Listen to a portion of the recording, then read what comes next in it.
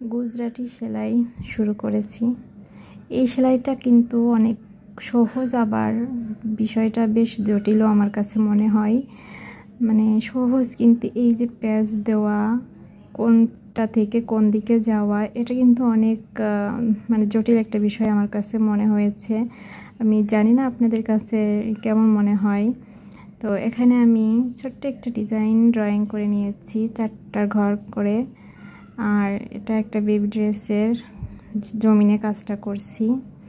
তো এখানে আমি এভাবে করে 2টা সুতা নিয়ে ছোট ছোট করে এভাবে ঘরগুলো আগে মানে ঘরের চারপাশটা আগে ঠিকঠাক করছি আর কি।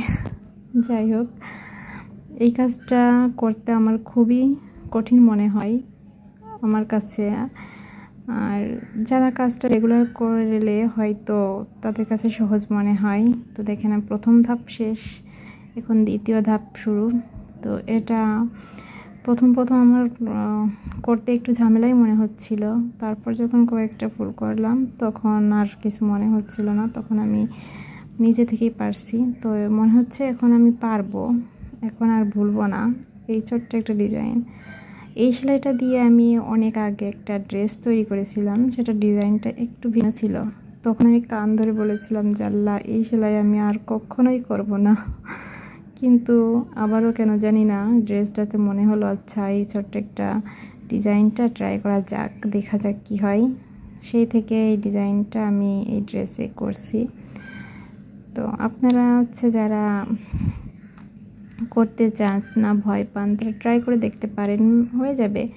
তো আমি যেহেতু ছোট একটা ডিজাইন ট্রাই করেছি, পরবর্তীতে ভাবছি নেক্সট যে স্টেপগুলো আছে সেগুলো ট্রাই করে দেখব। এখানে আমার সুতাটা শেষ হয়ে গিয়েছিল, দেন আমি সুতাটা গিট দিয়ে শুয়ে সুতা ভরে আবারও কাজটা যেখানে শেষ করেছিলাম ঠিক সেখান থেকে আবার শুরু করেছি। তো এই সেলাইটা করতে যেয়ে আমার ঠিক একটা কথাই মনে পড়ছে, গ্রামে আর গঞ্জে যে বেড়া দেয় না, মানে পাটকাঠির বেড়া দেয়, আবার বাঁশের চাটাইয়ের যে একটা বেড়া তৈরি করে, আমার কাছে মনে হয়েছে আমি সেই বেড়াটাই তৈরি করছি, মানে একদম বেড়া বানানোর মতোই আর কি।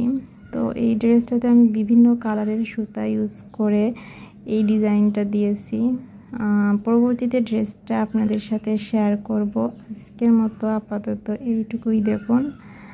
আর কার কাছে কেমন লাগে এই সেলাইটা কমেন্ট করে বলে যাবেন, সহজ লাগে নাকি কঠিন মনে হয় কমেন্ট করে জানিয়ে যাবেন।